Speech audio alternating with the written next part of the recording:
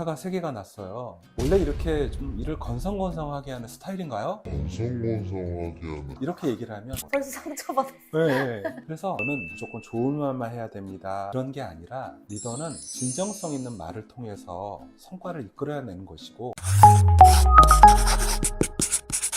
안녕하세요. 출판기획자 백지수입니다. 여러분, 우리가 회사에서 일을 하다 보면 어느 순간 이제 후배가 탁 생기고 어떻게 하면 내가 꼰대처럼 말 안 할 수 있지, 이런 고민들을 많이들 하실 것 같은데, 존경받는 선배가 되는 리더의 말하기를 좀 이야기 나눠볼까 합니다. 저자님 안녕하세요. 아이고, 안녕하세요. 리더의 말씀거리 저자 이인우입니다. 반갑습니다. 책을 저희가 같이 만들었는데, 제가 저자님한테 40대의 말 습관을 해보자. 왜냐면 제가 만나본 40대 중에 가장 우아하고 고급진 말하기를 구사하시는. 아유, 칭찬이 뭐 고맙습니다. 자, 우선은 의도치 않게 이제 상사가 된 상황에서 후배가 생겼을 때 제일 곤란스러운 상황이 어떤 때가 있을까요? 곤란할 때가 여러 가지가 있는데 네. 대표적으로는 피드백을 할 때 아. 어려워들 하고 곤란해할 때가 많은 것 같아요. 네.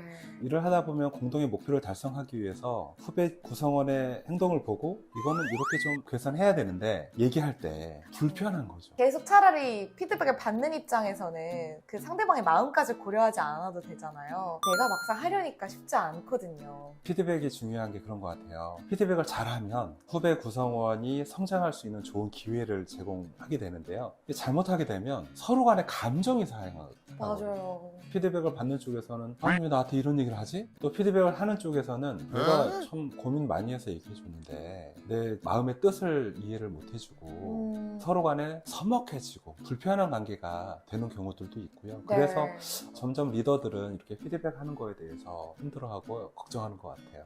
피드백을 할 때 가장 중요한 건 그런 것 같아요. 추측이나 예측을 통해 가지고 피드백을 하는 게 제일 위험한 것 같아요. 예를 들면 이런 것들이죠. 만약에 우리 후배 직원이 보고서를 쓰는데 오타가 한 3개 정도가 발견이 된 거예요. 네. 근데 이것을 추측하거나 예측하는 거면 이렇게 말하는 거죠. 왜 오타가 3개가 났어요? 원래 이렇게 좀 일을 건성건성하게 하는 스타일인가요? 건성건성하게 하는 건성건성하게 하는 이렇게 얘기를 하면 추측하고 예측한 거거든요. 벌써 상처받았어. 네. 그래서 정말 피드백을 할 때는 추측하거나 예측하는 것이 아니라 정확하게 그 사실만 가지고 얘기하는 거죠. 누구누구님 이거 오타가 3개가 나왔는데요. 맞나요? 그러면 이제 그거는 사실이고 팩트잖아요. 네. 거기서부터는 진정한 피드백이 시작될 수 있는 거죠.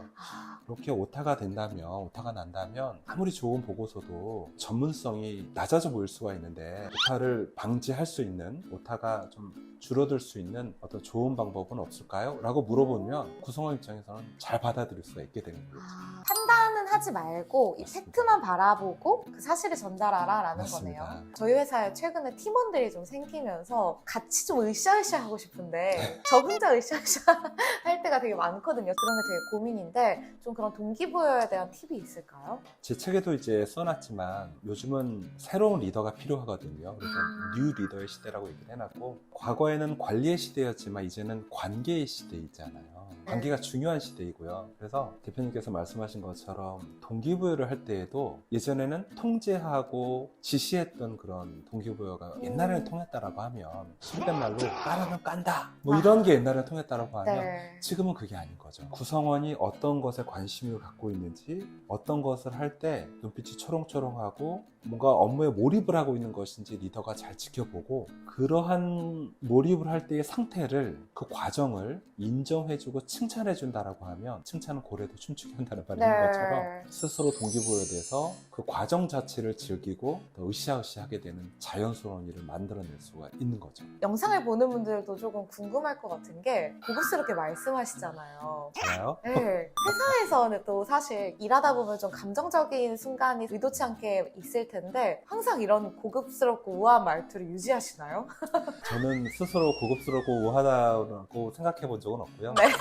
다만 이런 거는 있는 것 같아요. 강연이나 코칭을 통해서 리더분들과 얘기할 때 우리가 구성원들에게 좋은 말 습관을 갖고 있다는 것은 유창하게 말하고자 하는 것이 아니라 리더가 진정성 있는 뜻을 구성원에게 잘 전달할 수 있는 부분이면 된다. 저는 우리 리더분들 만나면 그런 얘기 많이 합니다. 리더가 구성원 입장에서 한번 생각해보고 중심을 좀 잡고, 확증 편향, 백 논리 이것이 아니라 내 말이 다 맞는 것이 아니라 구성원의 말도 충분히 들어보고 좋은 해결 방법일 수 있다라고 생각해 본다라고 하면 그것 자체가 굉장히 구성원에게는 진정성 있는 말로 들릴 수 있습니다. 사실 그것이 리더가 갖고 있는 마음이 표현되는 방법이기도 하고요. 그러네요. 그냥 비단 어떤 말 습관이 아니라서 네. 이건 사실 마인드셋에 대한 부분인 맞습니다. 것 같은데 마지막 질문인데요. 회사 생활이 아마 힘든 가장 큰 이유는 관계가 아닐까 싶어요. 맞아요. 일이 힘든 건 버텨도 사람이 주는 스트레스는 또 아주 결이 다른 문제이기 때문에 조금 이런 관계 때문에 고민하는 분들을 위해서 조금 한마디 해주실 수 있다면. 맞는 것 같아요. 진짜 우리가 일을 하다 보면 일 때문에 힘든 일이 있고 사람 때문에 힘든 일이 있는데요. 사실 따지고 보면요. 일 때문에 힘든 것도 가만히 들여다보면 그것도 사람 때문에 힘든 일이 대부분인 맞습니다. 경우가 많아요. 네. 사람 관계가 힘들어하는 사람은 항상 힘들고요. 음. 사람의 관계가 좋은 사람은 항상 좋아요. 그래서 왜 그런가 보면 결국에 그 리더가 평소에 쓰는 말 습관 때문에 그런 것 같아요. 상대방과의 관계를 중요시할 수 있는 말. 그렇다고 해가지고 제가 리더는 무조건 좋은 말만 해야 됩니다. 아닌 것도 맞다고 해야 됩니다. 이런 게 아니라 리더는 진정성 있는 말을 통해서 성과를 이끌어내는 것이고 성과에 대해서는 우리가 양보할 수는 없죠. 다만 제가 말씀드리고 싶은 거는 관계를 중요시하는 것. 구성원을 중요시하는. 그래서 이 책에는 리더의 좋은 말 습관을 위한 7가지 방법을 구체적으로 설명하고 있거든요. 네. 그래서 책에 더 좋은 내용들을 한번 이렇게 들춰보시는 것도 좀 추천합니다. 맞아요. 사실 이제 직급이 높아질수록 어떤 내가 업을 다루는 스킬이라던가 경력은 좀 늘어날 수 있는데 그게 꼭 말과 관계와는 비례하지 않는 것 같거든요. 그래서 직급이 높아질수록 우리가 더 배우고 더 노력해야 되는 게 아닌가라는 부분이 이제 진짜 관계인 것 같고 그 부분에 대한 구체적인 방법들이 정말 이 책에 저희가 정말 머리 짜내면서 넣었잖아요. 다른 사람들과의 관계 그리고 내가 어떤 말 습관을 구사해야 하는지 그런 부분이 좀 고민이신 분들이라면 이 책을 한번 꼭 읽어보셨으면 좋겠다라는 생각이 듭니다. 저자님 오늘 함께해 주셔서 감사합니다. 네, 고맙습니다.